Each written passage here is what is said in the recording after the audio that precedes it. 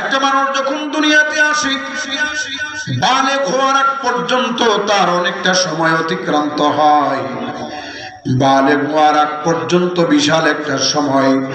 এই সময়টার ভিতরে আপনাকে আমাকে আল্লাহর জন্য শিক্ষা অর্জন করতে হবে।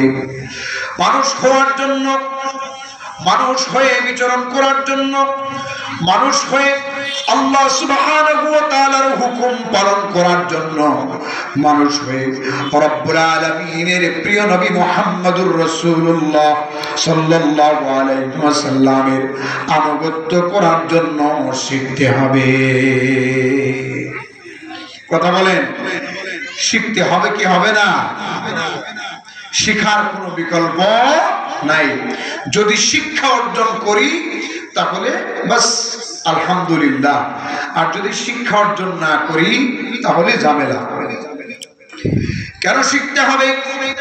আল্লাহ রাব্বুল আলামিন সূরা রহমানের মধ্যে বলেছেন, আর রহমান আল্লামাল কুরআনা খালাকাল ইনসানা আল্লামাহুল বায়ান। রব্বুল আলামিন দয়াময়, তিনি দয়াময়, দয়াশীল, যিনি কোরআনুল কারীম আপনাকে আমাকে শিক্ষা দিয়েছেন, যিনি আপনাকে আমাকে তৈরি করেছেন আর বলেছেন খালাকাল ইনসান। রব্বুল আলামিন মানুষ সৃষ্টি করেছেন, আল্লামাহুল বায়ান, বর্ণনা দ্বারা ভাব সম্প্রসারণ করার যোগ্যতা আল্লাহ রাব্বুল আলামিন আপনাকে আমাকে দিয়েছেন। এই যে আমি কথা বলতেছি, এই যে যোগ্যতা, এই যোগ্যতা দান করেছেন কে? এই যে আপনারা শুনতেছেন কোরআনের কথা, বুঝতেছেন, এই যোগ্যতা দান করেছেন কে? প্রিয় ভাইরা আমার, গভীর মনোযোগে এখানে একটা পয়েন্টটাও আপনাদেরকে করছি।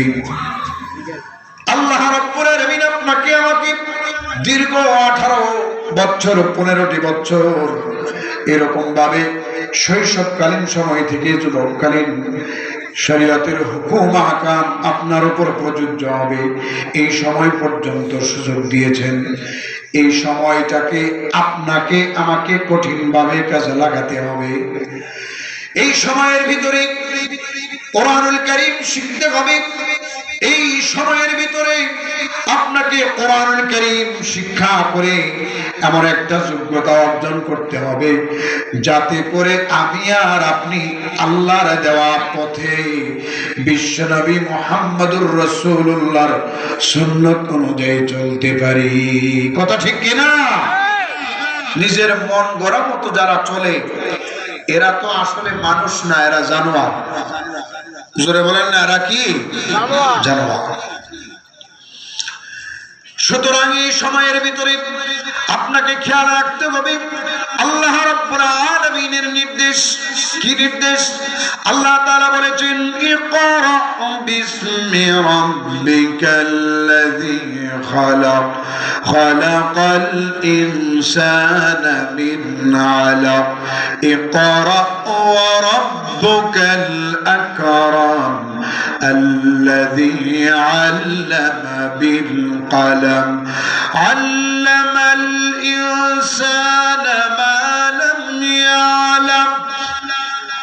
মানুষের অবস্থা এমন, মানুষ যখন জন্মগ্রহণ করে মানুষ কিচ্ছু জানে না, জানার মতো যোগ্যতা রাখে না, শুধু ওয়া ওয়া করে কান্দে আর চিৎকার করে, এটাই তার ভাষা। এই ভাষা দিয়ে আমাকে বোঝায় আমার এই সমস্যা।